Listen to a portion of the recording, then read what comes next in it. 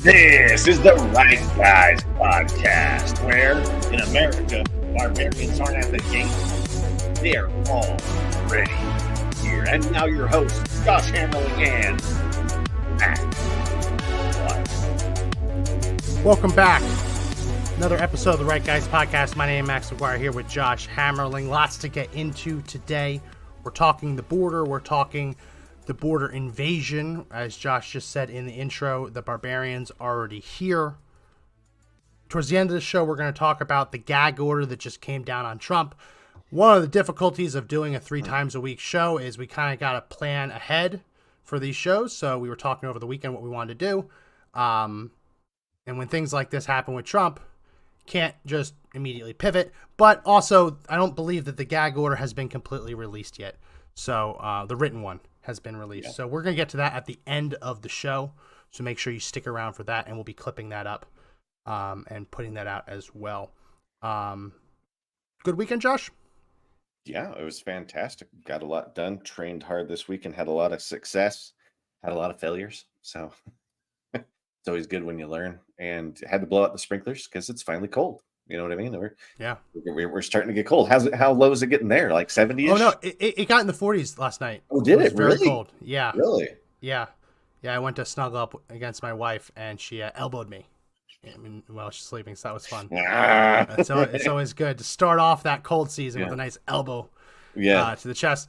Apparently, I was colder than she was, but it's getting cold here. Yeah. And 40s is where it'll be. It'll be 40s at night, 50s at night. And we'll get some snow, probably maybe little flurries here and there over the winter. Sure. But I enjoy it because we've had so many days of 100-degree weather, which has been a blessing and a curse because it's been horrible to experience. But traditionally, hot weather has deterred illegal immigration.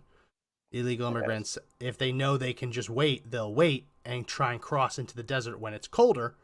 That hasn't been so much the case this year. It did dip a little bit, but now that it's getting colder, I expect to see a lot of those illegal aliens who didn't want to brave the desert heat in what was a record hot summer start to enter the country, which is bad news. That's where the bad news strikes. The good news is we're going to put them on a bus and send them to you, Josh. Oh, it's not really shocking or surprising. I mean, how much of all of that happens along the I-25 corridor? It just goes straight up the country and then just goes east and west from there. Like Colorado is a hub, I think. I'd be interested to see what data like, DHS and the CIA have and all of that stuff. I'm sure the numbers are actually staggering, probably terrifying. We Texas are going to deliberately put them on a bus and send them to your hometown. That's what I meant. Like yes, they're branching out organically, but we're also deliberately sending them. Can you send that a little further east? No, we're sending them to the sanctuary cities. I'm still angry at the old gov for that one, man. These people deserve sanctuary, Josh. Have you seen what downtown Denver looks like, though? When you see these sanctuary cities, it is just full of drugs, riot, crime, and people just on the streets, Max. They're just there. They're everywhere. I mean, every sign I can see in Denver also says, now hiring, but nobody's filling those jobs. So why are all these people that we're supposed to have all these really, really, low paying entry level jobs for them to jump right into and earn a good wage? Are they actually working those jobs? The answer is no, because there's nobody running these things. There's nobody being hired right now. You know what I'm saying? It is such a draw on our taxes. And there's a bunch of stuff in our amendments coming up that the state wants to keep all the Tabor refunds that we came up with. And Tabor was just a way that we wouldn't, exceed taxes beyond that of inflation, right? But they want to get rid of it because they're facing hardcore deficits in Denver from the homeless campagn and all that stuff. Man, they're going to nickel and dime the state to death. Our taxes are going to be so bad in the next 5 to 10 years that I don't want to live here now. I just saw in Chicago, they are taking money that was legally earmarked for helping Americans with rental relief, and they're giving it to illegal aliens. So, surprise! Right. Not your country anymore. Yeah. The really sad thing is that the data it's already settled. It's already settled that illegal immigration at this mass scale, they're not doing the jobs, Josh, but in the event that they do start taking those jobs, which inevitably they'll have to do something to provide for themselves, unless we just keep giving them money over and over again. The data the science is already settled that low skill mass immigration drives the wages down for low skill American workers. So millions and millions of Americans fall into that, and that's not a dig, right? That's not an insult. Just not necessarily, they don't necessarily have a skill. They're not mechanics. They're not HVAC certified. They're not electricians. They don't have a college degree, especially in this field. Just the jobs that don't require that training.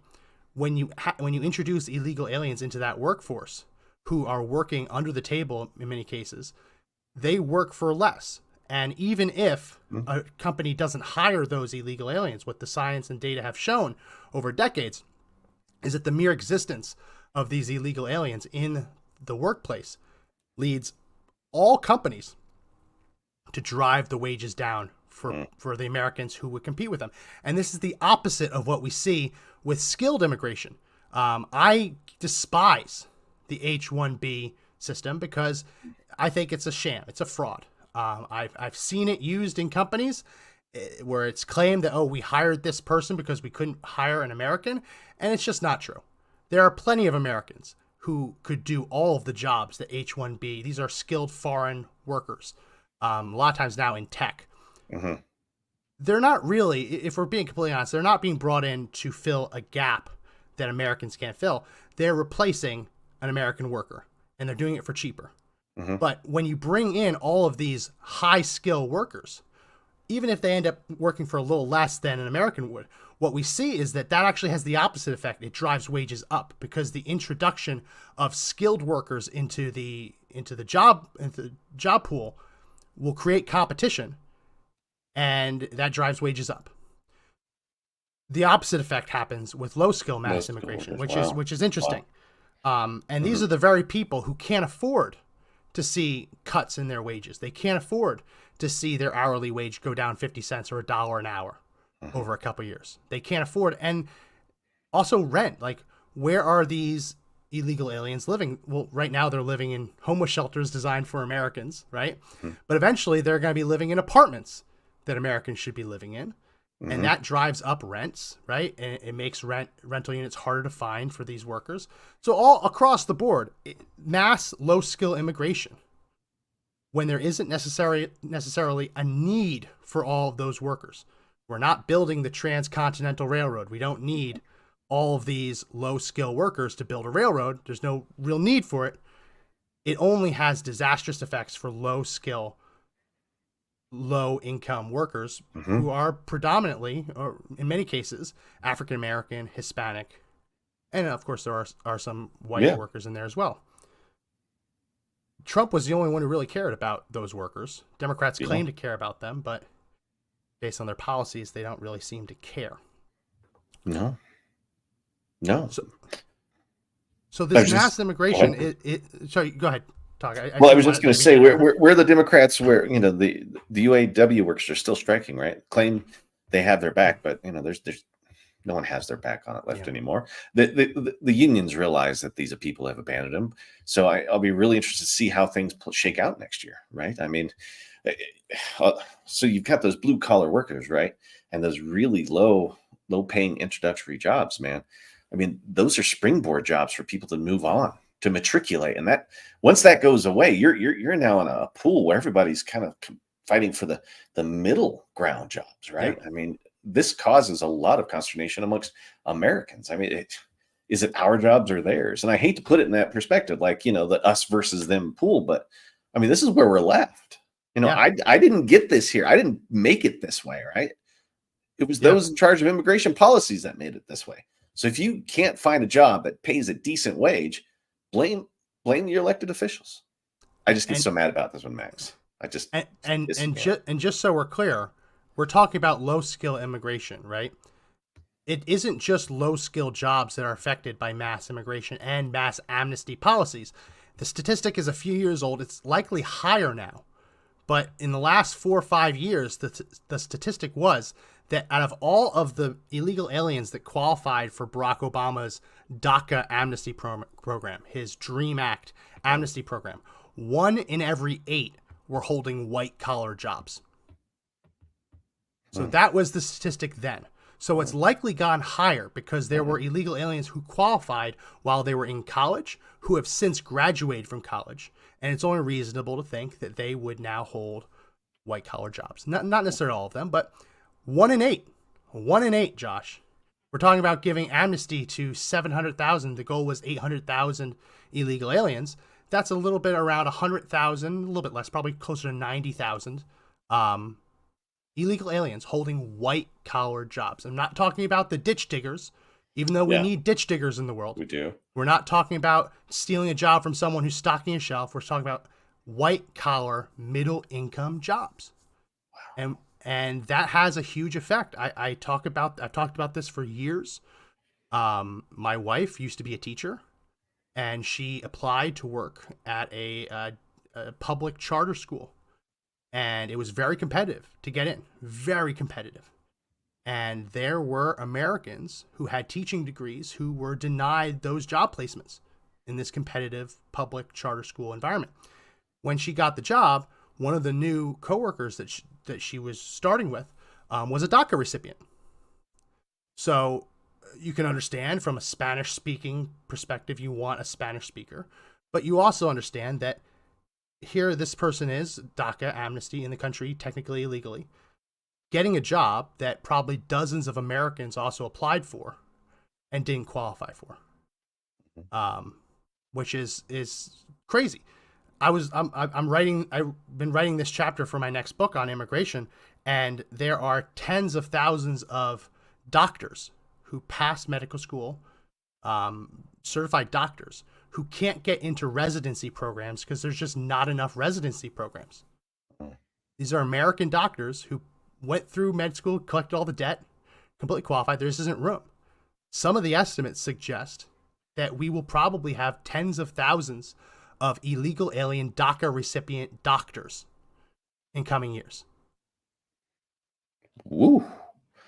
Ooh. In a world where we already have tens of thousands of Americans who are doctors and can't get placements into residency programs, we're going to be introducing, at the very least, thousands of illegal alien doctors into that same competitive environment. How do you tell an American who's worked their whole life, done everything right, gotten good grades through their entire academic history, went to college, didn't party, didn't drink, didn't go crazy, got their A's, went to med school, got their A's, applied to a residency program, but they didn't make it, and instead, an illegal alien doctor got it? What do you say to that person? You wouldn't be able to say sorry, but this person who is less qualified, maybe more qualified, I don't know. We don't know their level of education. Remember, we always wanted, when I have a doctor, I want the best of the best, right? I want that top 1%, that cream of the crop that rises to the top and makes its way happen. But how much of it was placed just because they were DACA recipients inside of those schools because they've got these requirements they have to bring in so many minorities and stuff like that, right? Yeah. What's happening is you would be artificially dumbing down, or not dumbing down, but at least reducing the effectiveness of each one of those doctors if they're brought in just on the basis of their race, right? You're not getting the cream of the crop, which means that your medical coverage or at least the medical skills from those individuals has tendency to go down too, right? Yeah. Which I just want the best doctors. And if we are, get fired up about a jobs report where they add 300,000 jobs to a season, if you bring in 8 million people and they take over 100,000 jobs on a yearly scale, right? I mean, imagine what sort of influence that has on people inside of those sectors, right? There's just none of those jobs are there, right? They just don't exist. Even worse, when you actually look at that jobs report that just came out, it's not good.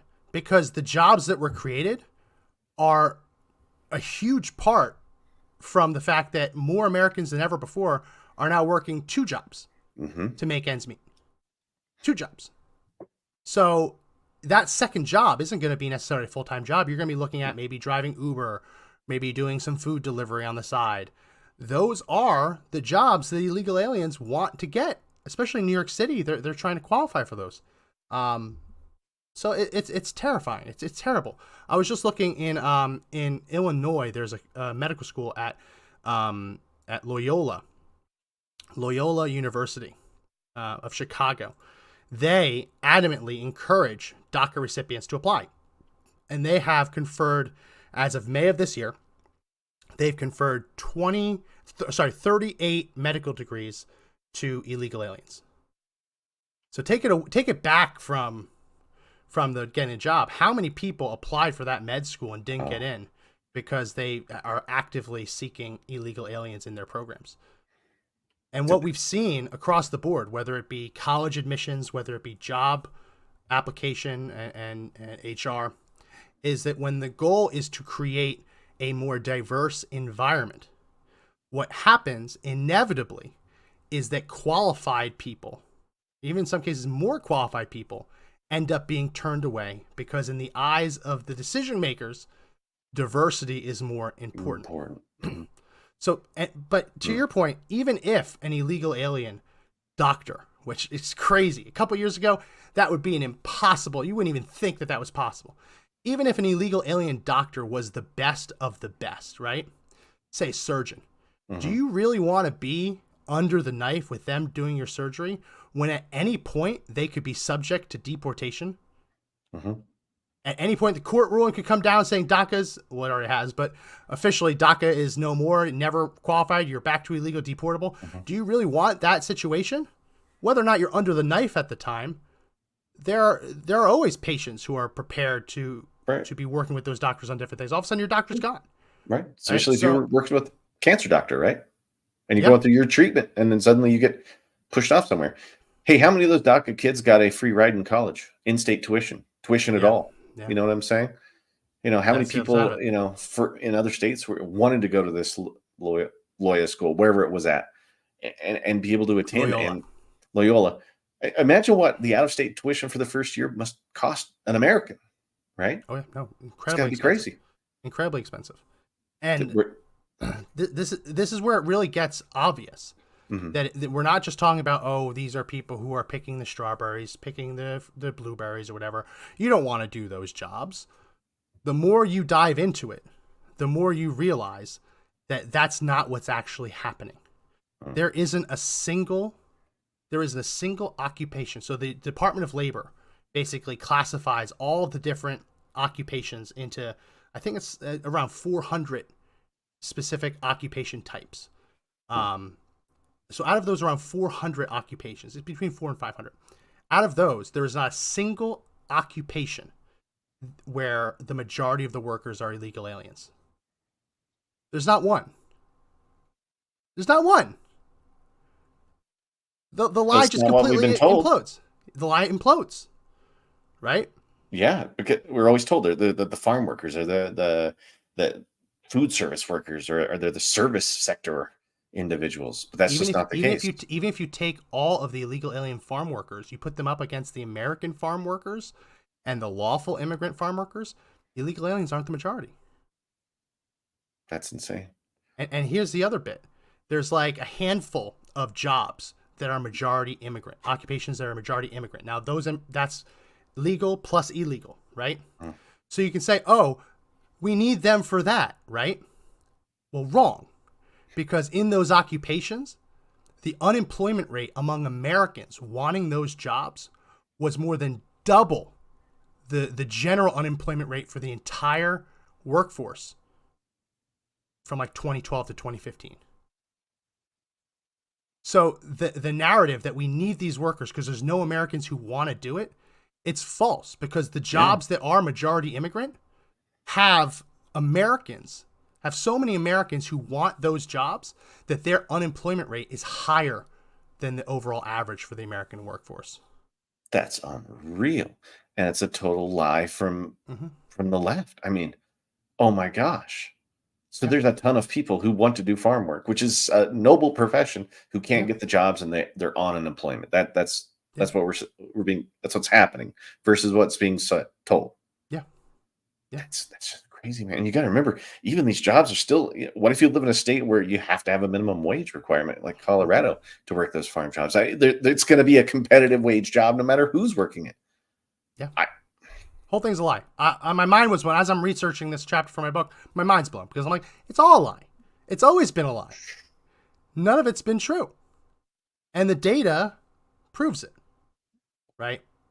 But we know that mass immigration is dangerous. But Josh, what's even more dangerous is who is among the mass immigration. Because for for all of the heart-wrenching stories of just trying to get a better life, unfortunately, there are these bad hombres. Not just the gang members and the criminals, but as we're learning more and more now as new data is coming out, terrorists and suspected terrorists. There is a graph. I went ahead and graphed this, but this is from Border Patrol's own data showing illegal alien apprehensions at the U.S. border, northern and southern, but almost all of these are at the southern border, for fiscal year 2023. You can see here that 154 suspected terrorists were caught after illegally crossing the U.S. border, mostly the U.S.-Mexico border, in 2023. 2022, just shy of 100. You can see for 2021 and before, barely a blip. This is directly linked to Joe Biden's policies. And just to be completely clear, there are far more suspected terrorists who cross at legitimate ports of entry. And I'm going to give the grain of salt that no other conservative outlet seems to be giving. Just because you are flagged in this system as a suspected terrorist doesn't necessarily mean that you are. It could just mean that you have a common name, right? I knew someone in college who had a very common Irish last name, and there happened to have been a famous IRA terrorist from the Irish Republican Army who had the same name as him. And every time he tried to get on a plane, he got the little extra random pat downs, right? Yeah. It was very obvious what happened. So we know that not all of these are necessarily terrorists. Yeah.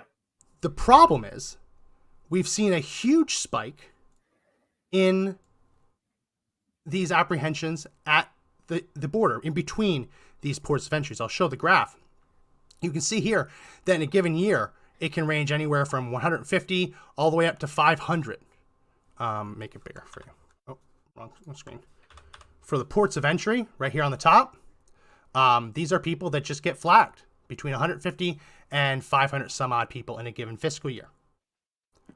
What is it, though, that has suddenly started making these suspected terrorists cross illegally, right? Yeah. Nothing's changed at the ports of entry. We're still seeing hundreds every year of people getting flagged, but we're only seeing the flagging happening in between the ports, which is where illegal aliens cross, thanks to Joe Biden's policies of catch and release. All of a sudden, there's an incentive, which leads me to believe that if there's an incentive to cross illegally, these might not necessarily be the, I just have a similar name kinds of situations. Usually if you're coming in a port of entry, you're typically getting scanned, or you've got a passport, who knows. But if you're just sneaking in, you have no idea who you're dealing with. You have no idea what their background is or what they're doing here. And Max, those are just the ones that they caught and talked to. Like, I'm kind of shocked that it was only 150.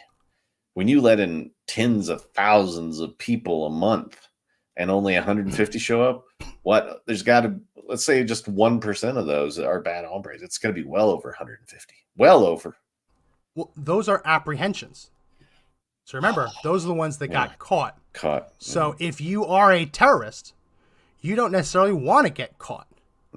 Unlike the people gaming the asylum system, you don't necessarily want to get caught. So since Biden has taken office, there's been more than 1.5 million gotaways. Those are people that Border Patrol had in their sights, could see, but couldn't apprehend. They got away. 1.5 million. That does not include the illegal aliens who crossed the border that Border Patrol never knew about. So that 1.5 is larger. That's an unknown number. We don't know. But 1.5 million gotaways, right? If there's 6 million illegal border crossings, and of those there's 150 terrorists, how many suspected terrorists do you think are among the 1.5 million gotaways? How many terrorists do you think are among the unknowable number of illegal border crossings that never encountered law enforcement? It's the number scares me, whether it's big or small. Only takes one. Only takes one, right? It only took 1,500 to cross Israel's border and cause mayhem. What if a large number is here in groups and multiple cells? I mean, imagine you just got a couple thousand people who want to do some damage. The losses before you'd be able to repel that attack would be unbelievable. Yeah. And we let them in. They weren't at the door trying to bang their way through. We opened the door and let them set up camp right in the middle of our country. Yeah. And they're most likely waiting.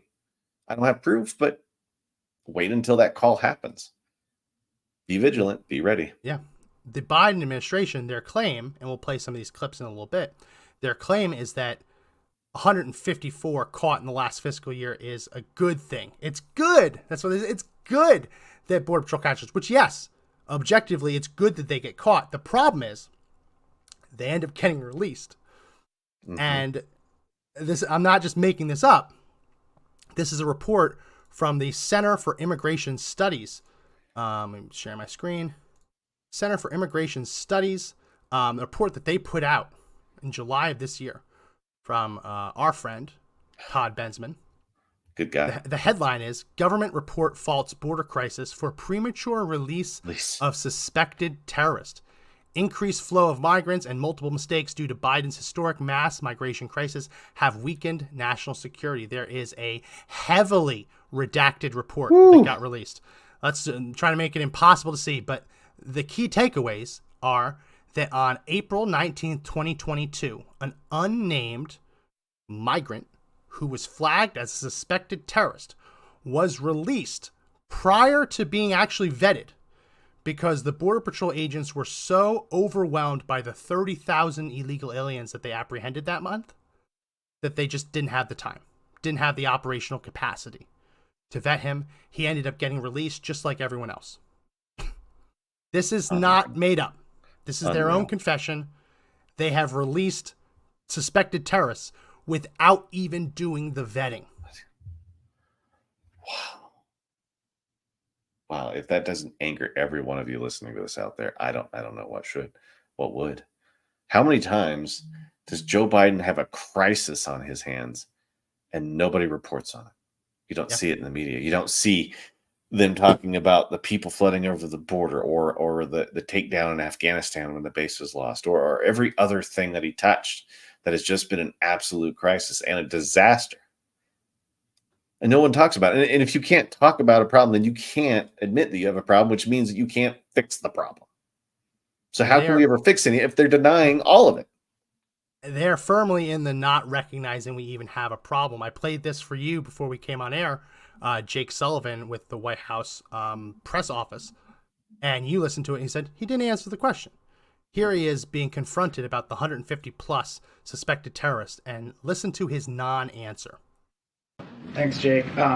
So on the home front, over 150 people who are on the terrorist watch list have been seized along the southern border this fiscal year, and we've reported that there's been over 1.5 million known gotaways since the Biden administration took office.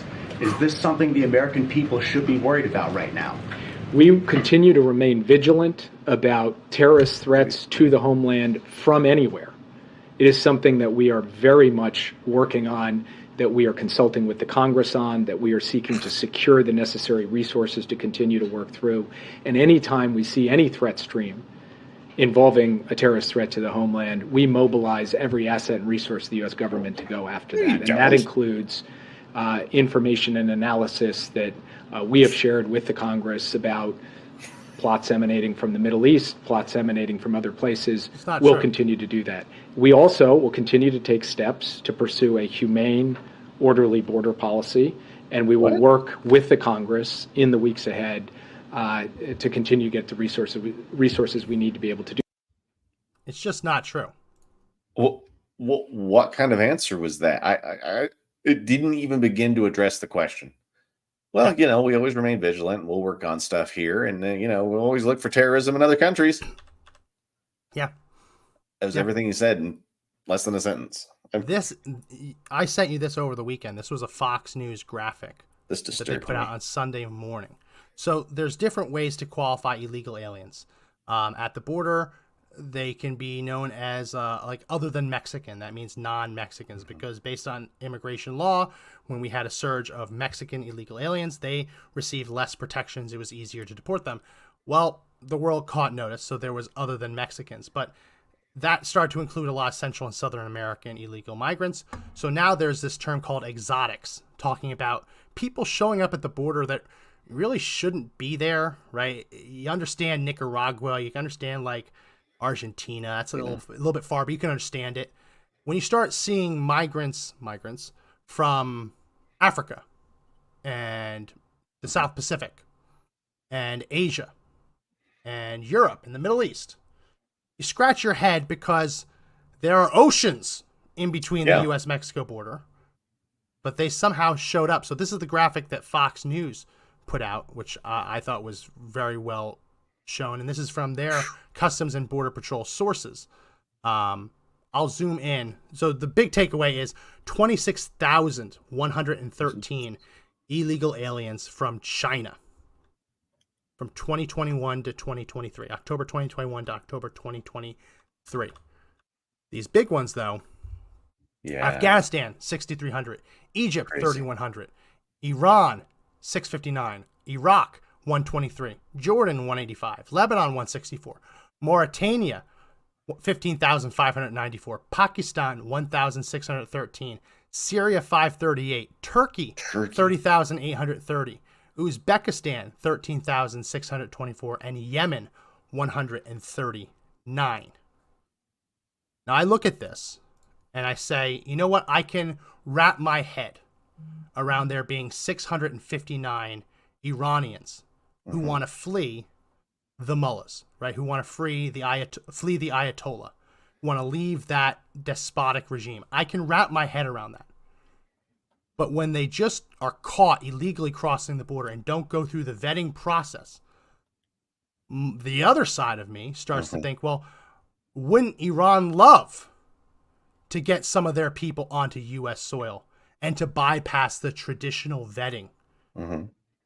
Like, if an Iranian wants to apply for a visa to the United States, that's one of the most heavily scrutinized visa application that there is. Biden has reduced that scrutiny a little bit, but it's still heavily scrutinized. They start researching, who is this person? What's this person all about? And if there's even the slightest worry that they could be a threat, the visa's denied. Yeah. Because the burden of proof belongs to the applicant to prove that they are fine. It's not the government's job to prove to itself that it's okay to admit someone from the other side of the world. It's the other person's responsibility. That burden of proof, though, shifts when someone crosses the border illegally, because they're already here at that point. And the minute they say those magic words, I claim asylum, I'm in fear for my life, all of that vetting takes a back seat to their asylum claim. And if they are a suspected terrorist, it's important to remember that they are not a charged terrorist. They are not an indicted terrorist. They're not even a convicted terrorist. They are just a suspected terrorist. And in this country, merely being suspected of a crime cannot be used as a justification to deport someone who has a legitimate claim to still be here. Now, it's all legitimate until it's delegitimized.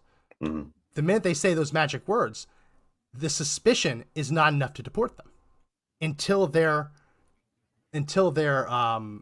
asylum claim is adjudicated. And these adjudications are taking years, if at all, if they even show up at all. And we know that among the ones that are proven to be illegitimate, the vast majority don't even show up. Yeah, they don't have to. Don't have to, because they've been allowed to disappear into the American interior for years. I'm not talking 1, 2. I'm talking 3, 5, 7 years. This is a complete failure of the immigration system, Max. This isn't even. Why hasn't the army been on the border doing its job? Why wouldn't we do that? Why didn't we finish building the wall once Trump started it? It was racist when Trump wanted it. It's not racist when Biden wants it. What a load of horse shit. And we've all known it forever. But now we've got to deal with a problem that's sitting here at home because immigration law wasn't enforced. It probably wasn't even an issue of the laws on the books. It just wasn't being enforced. When you have DHS telling people to stand down, vet, and then let them go, catch and release, Yeah. You don't have a country if you don't have borders. We don't. I keep saying this, Max. We don't have a country right now. It is someone else's country, and we are simply bystanders in what's going to happen. Yeah. I want to show you something real quick, just to show you the sheer scale of this. So this is Darrell K. Royal Memorial Stadium. This is where the Texas Longhorns play in Austin. It has a stadium seating capacity of just north of 100,000, 119 people fit in this stadium. The gotaways, the illegal aliens who got away, could fill 15 of those stadiums since Biden took office. That is the sheer scale. 1.5 million divided by 100,000, that's 15. If you took all of the illegal aliens that Border Patrol tried to catch, but they got away and they escaped and they disappeared, they could fill 15 of the Texas Longhorn stadiums. That's cities worth of people. That's armies worth of people. And if they're organized in any way, any small percentage of them, they're here. And what are you going to do? The suspected terrorists, just for all the visual people out there, 3 Greyhound buses worth. That's about the size. About 50 to 55 people fit on a Greyhound bus.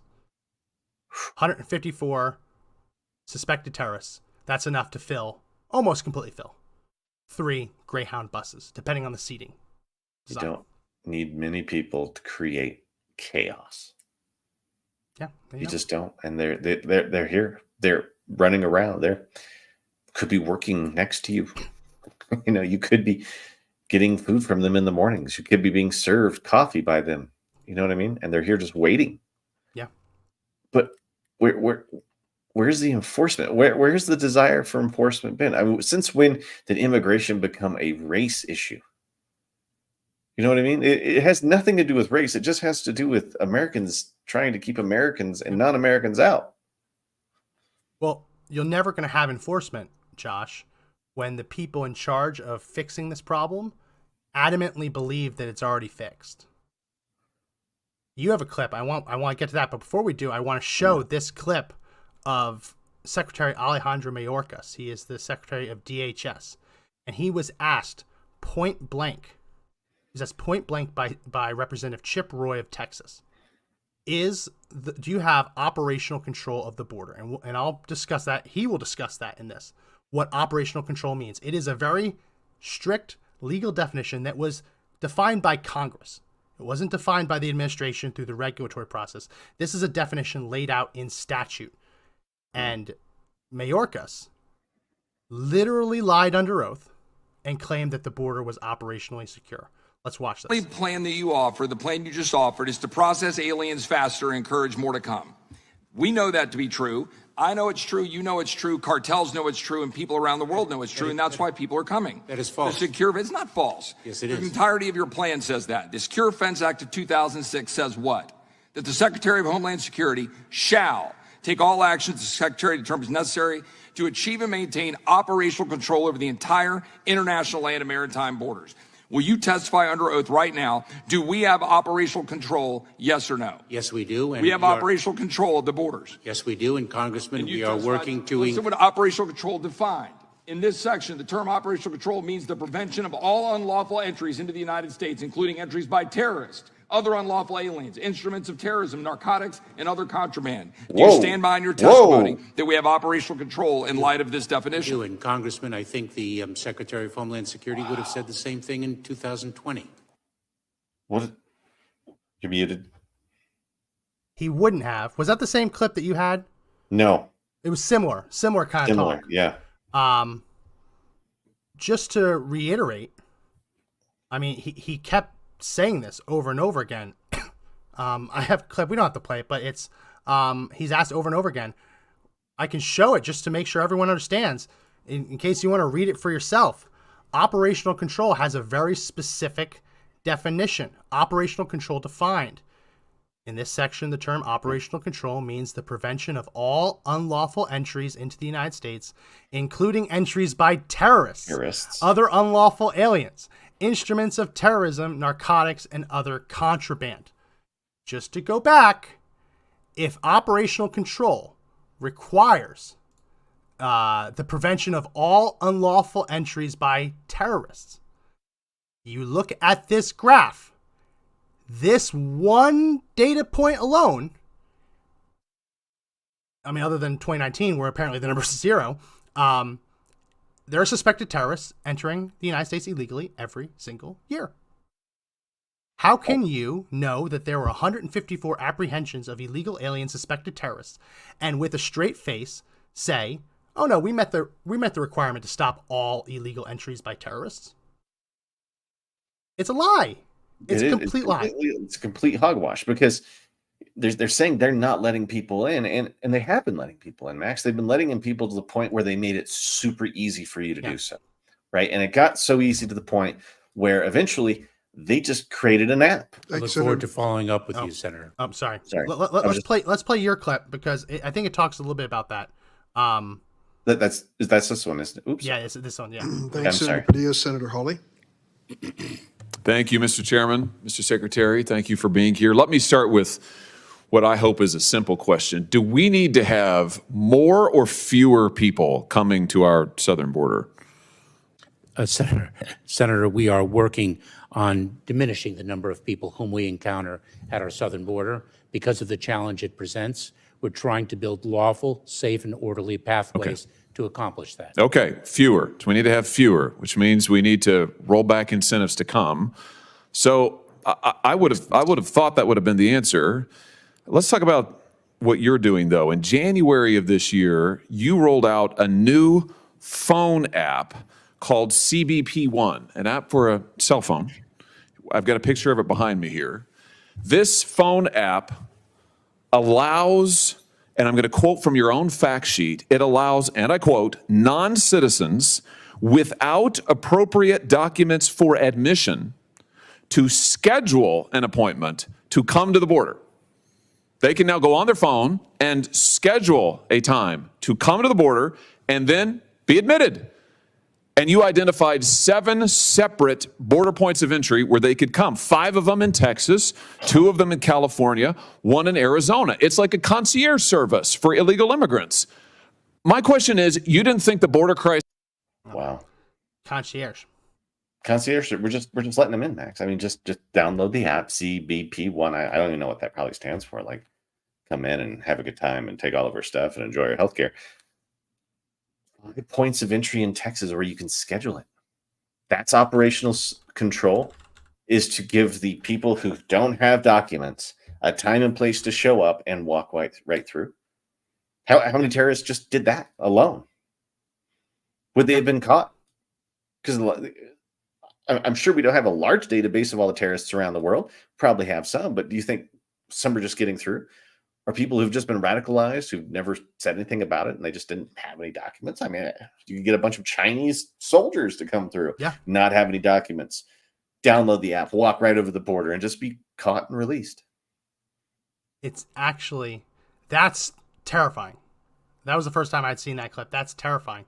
But believe it or not, Josh, it's actually worse. It's actually worse. In the last year, Biden has flown 221,456 migrants into the United States. These are so-called ghost flights, and these are illegal aliens who the Biden administration suspects would qualify under that app program. But you know what? Maybe they're in Venezuela, which is another continent. So just hop on a flight, and we'll fly you here and just release you. So yeah, the showing up at the border, terrible. But the Biden administration actually believes that's too hard. We need to actually just start flying them here directly. And these are middle of the night flights. Lots of times they're just being released off the plane onto the tarmac in a secure airport, which you can't just let people walk around on these tarmacs. Yeah.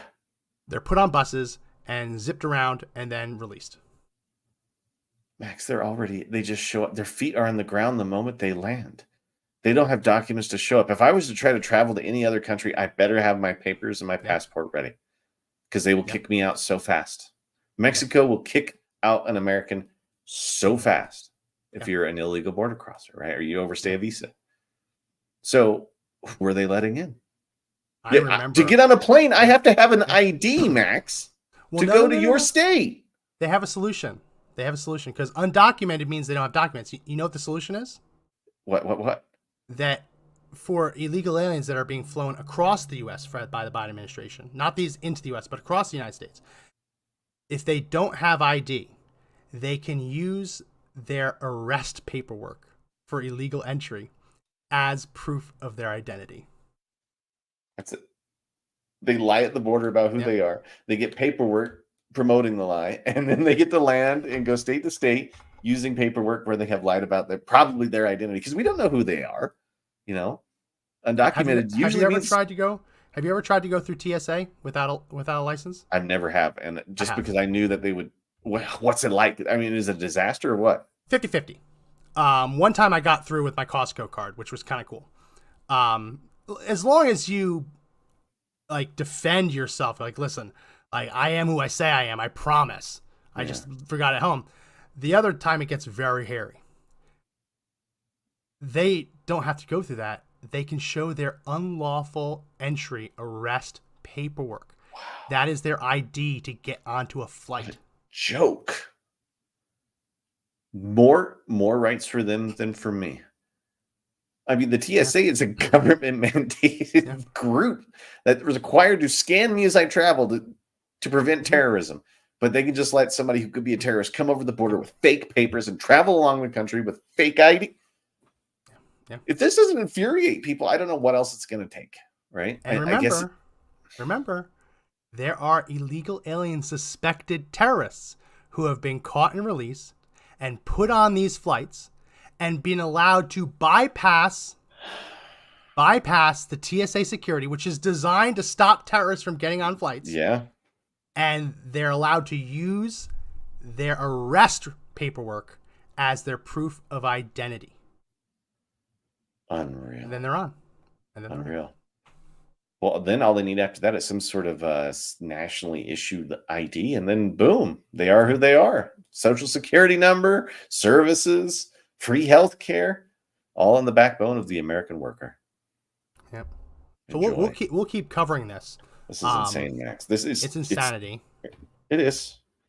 I mean, we try to stay sane here, but I mean, how do you stay sane in a world where we're told right is wrong and wrong is right? You have to live by one set of rules, while somebody who's not even a citizen of this country doesn't even have to.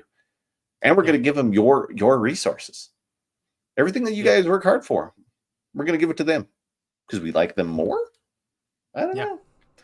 Careful who you elect. It just doesn't make any sense that the entire post 9/11 vetting program can just be bypassed by them walking across the border instead of landing at JFK or Miami or Reagan and going through.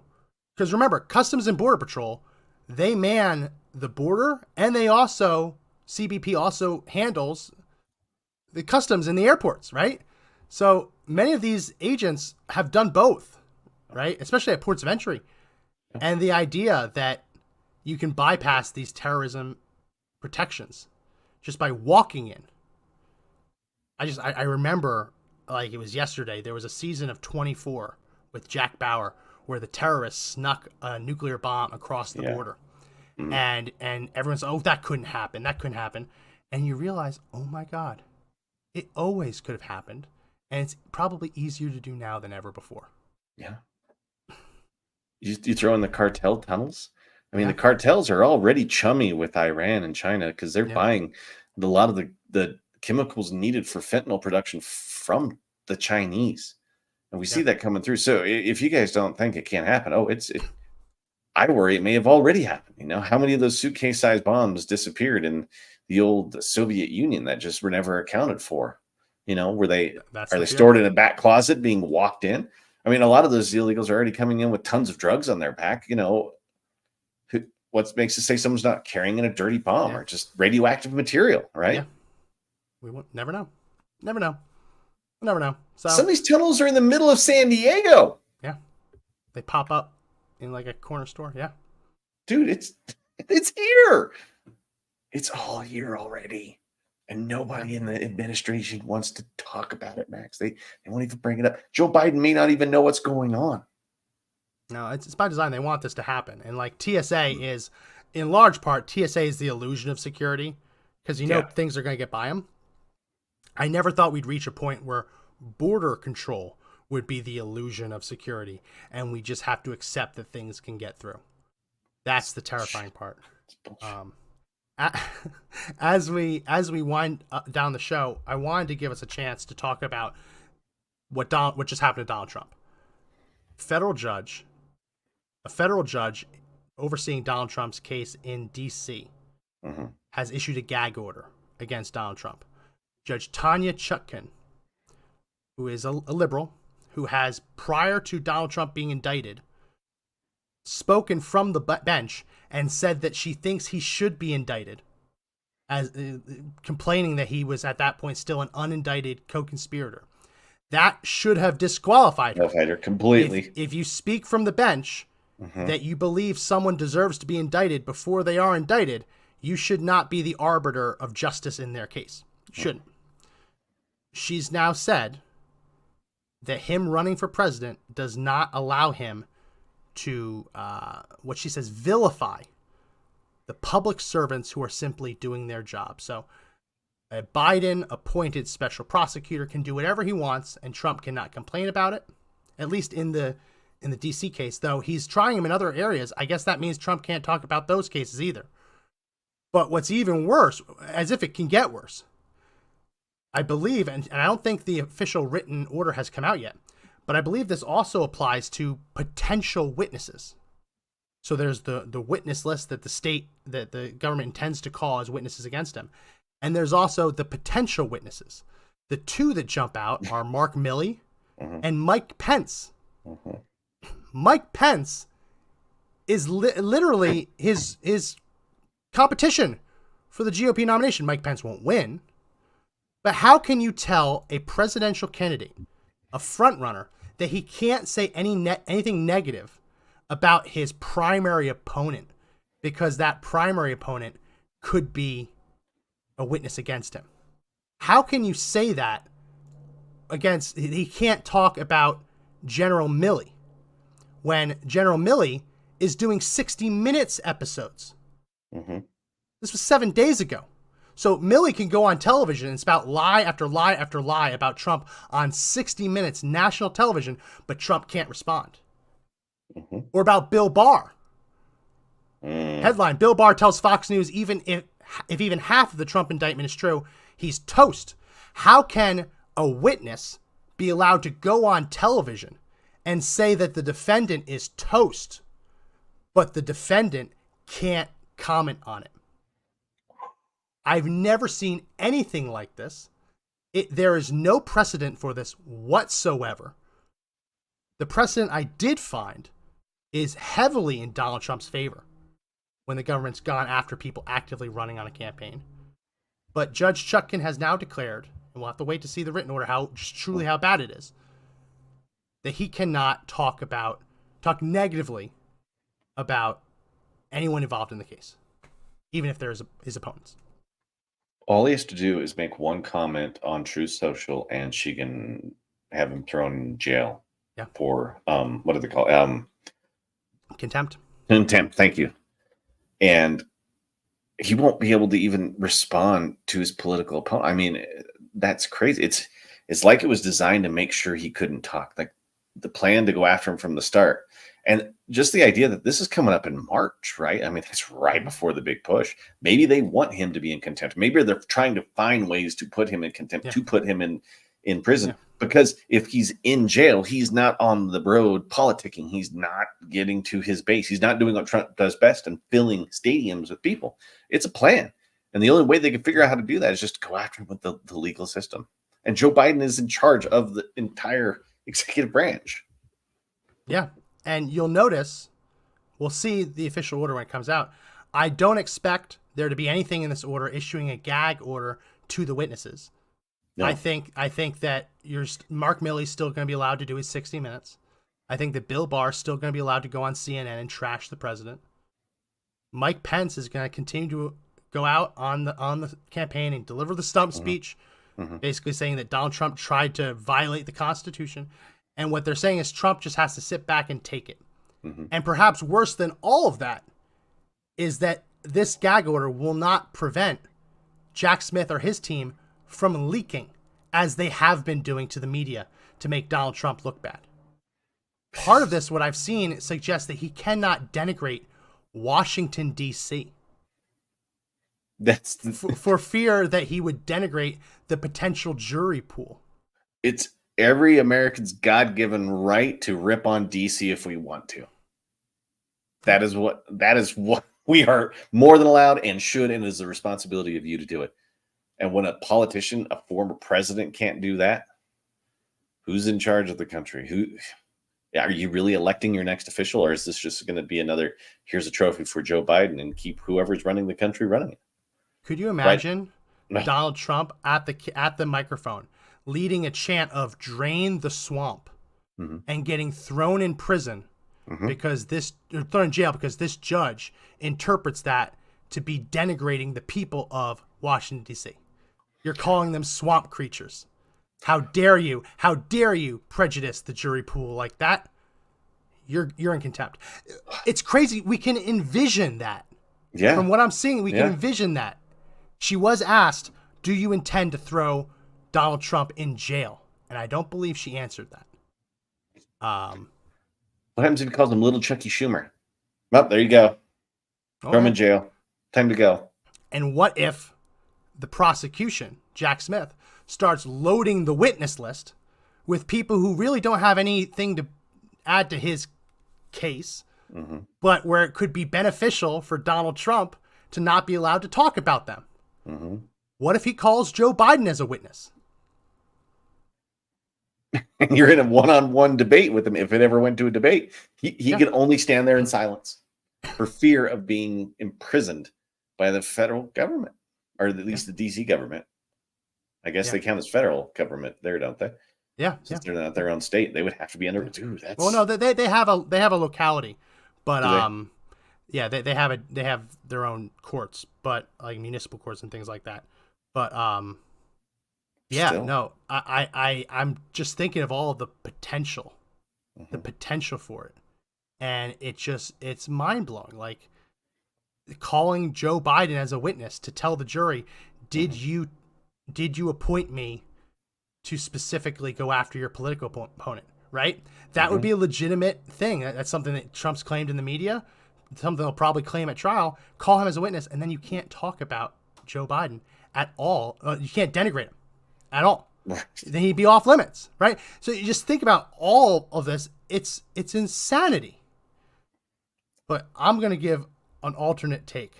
okay. I think if they do throw him in jail, if they make a martyr out of him, if they turn him into the Martin Luther King, his letters from a Birmingham jail, right? If you turn him into some of the South African freedom fighters who were imprisoned, you make him like Mahatma Gandhi facing down British imperialism. You turn him into a martyr, and you will only galvanize the country.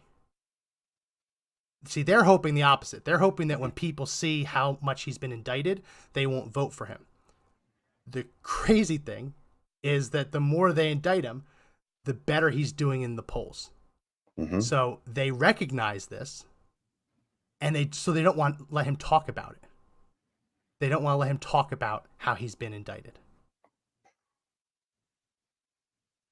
It's crazy. It's crazy, insane, crazy, man. crazy. It's an insane world. So we're gonna read into this more and look into it and see and wait for this official written report. But I wanted to ask you, Josh, there was one more thing. You're a resident firearms expert.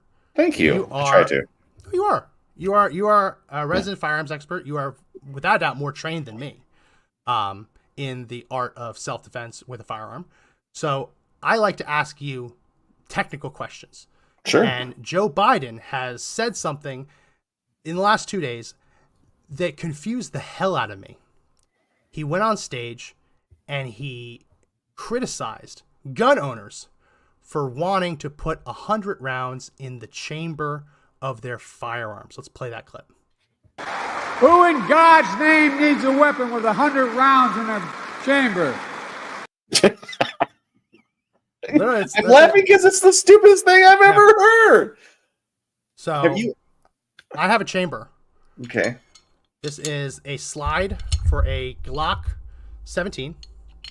This is the chamber right here. You can fit 1 round into the chamber. Yeah. Resident firearm expert and procurator of the show, Josh. How do I fit these 100 rounds in that chamber? Well, I don't recommend anybody do this, but you got to get the barrel and a vise, then you've got to get a hammer and a screwdriver, and you pound one through, and then you put another one on top of it, and you pound it through. You can't, Max. The point is that the chamber can only hold 1 bullet. There's only one kind of gun out there that you can put multiple rounds in a chamber, and that is one of those caseless super guns that you see that they mount on tanks, but they're really, really inefficient. There's no physical way to put more than 1 round in a single chamber, as far as I know. It just doesn't. It was a good attempt. Do you have a funnel? It was 50. Do you have a funnel? And one of them landed here, but didn't quite land in the chamber. Well, it can't, because you can only put 1 round in the chamber. Can you put 2 if you were to really try? I mean, I have seen a video of someone who had a Smith & Wesson 500 who shoved 4 .22 long rifle cartridges into the cylinder and fired 4 at once through the barrel. I have seen that before, but I don't know. So what did I just do wrong? Because that was 50, and I don't feel like I got those 50 into the chamber. You can see the chamber's right there. Should try again? Should I try again? Yeah, can you? I mean, if you want to, one more time. Just go slow. Pour slow. I said pour slow. Gravity. Josh, was it 9.8 meters per second squared? I can't stop gravity. How? I can't even get 100 rounds in most magazines, Max. A little impressive. Out of that 50, 2 of them landed on the slide. Yeah. And 1 of them did land in it. You can kind of see right there, but backwards. Oh, so none landed in the chamber? None landed in the chamber. Huh. So how do you get 100 rounds in a chamber? I don't know. Maybe we should call a gunsmith on that one. Figure out why my gun isn't shooting 100 rounds in one trigger pull. I think I have bullets in my shirt. I don't know how that just happened. That's probably the most American thing I've ever heard you say. God bless America. Bullets just in my shirt. Well, we just tried it. We just tried to put 100 rounds in a chamber. Didn't work. Didn't work. So I guess we can keep trying. But we know the real answer to this. He's an idiot who doesn't know what the hell he's talking about. Right. And it's one thing when someone says, "Oh, banned high capacity clips," and you're like, "It's a magazine, and the clips charged magazine." It's one thing for that, like where they don't know terminology, but for the president to stand in front of Human Rights Watch, Human Rights Campaign, and advocate banning something that quite literally doesn't exist because of how weak of a grasp of the technology he has is startling and frightening. It doesn't matter, Max. He'll want to ban anything that's a gun in any way. Anything that makes you stronger, safer, and better. He doesn't want to. He doesn't care. He'll say, the left will say anything to get rid of firearms. It doesn't matter what it is. Do you remember when Dianne Feinstein tried to illegalize the gun from the movie Alien because she wasn't quite sure what it was? Which one was that? So it was like the N. So it got put on a list. The number was the NTFT. No, it was the actual gun from the movie Alien. It was a fake gun, right? It didn't even exist, right? And she's like, "This is too dangerous. We got to get rid of this." And I'm like, "It's a prop. It's not even real." And she was ready to get rid of it. And it's like, They don't even care. They don't even want to research, Max. They don't care. They are happy with their ignorance. And I hate it when people are like, they don't know what they're saying. They're idiots. So obviously they can't be making law. They're going to say whatever they want. It doesn't matter to them. They just hate it. And when they hate something, they want to get rid of it. They're all for your rights until, it's the rights that they don't like. And I think that's the left there. The most hilarious part of this, that's funny that she wanted to ban it because of the movie Alien. What is equally funny is the fact that there is a huge push.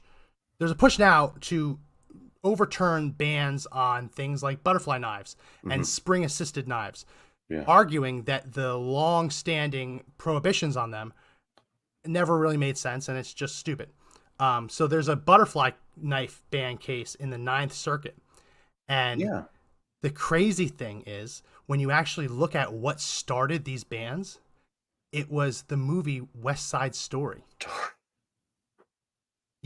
Decades ago. I'm telling you, man. See? Politicians saw the Jets and the Sharks walking down the street, snapping, and dance fighting. Right. Whipping out the knife. And someone said, oh, man, we got to ban that knife. And that is the origin of a lot of these knife bans. The Jets and the Sharks. It's stupid. If they get zip guns, we get zip guns. It's stupid. It's stupid. Yeah. And they are clinging to the idiocity and trying to keep these into effect. But to the Ninth Circuit's credit, I guess, they are recognizing that it doesn't really make sense. Hollywood has an influence on power. Yeah. They do. At least they've had. And when you have stupid people in power and they watch Hollywood, you get stupid results. You really do. You do. Like the alien's gun. Well, we're out of time, and I got to clean up 100 rounds of 9mm that just fell into my lap. That's it for this edition of the podcast. If you like the podcast, subscribe. We go live on YouTube and Rumble, so make sure you subscribe to us there. If you also can, please do subscribe to the audio version: Apple Podcasts, Spotify, Google Podcasts, TuneIn, iHeartRadio, Amazon, Audible, Podbean. All those links are in that description. And when you do that, what that does is it sets it to auto-download the episode, so then we get credit in terms of downloads and listens. So that helps us as we prove out our audience, and we're trying to monetize this show. And the way to do that is proving the size of the audience, and they don't really, those marketers don't always, advertisers don't always trust YouTube, Rumble. So that would very much help us. If you can, please do subscribe to the audio edition. Check out all the other links if you want to help support the show or me or Josh. That's it for this edition. My name is Max McGuire. And I'm Josh Hammerling. And remember, the fight to take back the country is not over yet, but the only way we win is if we all stay up and fight together. See you next time.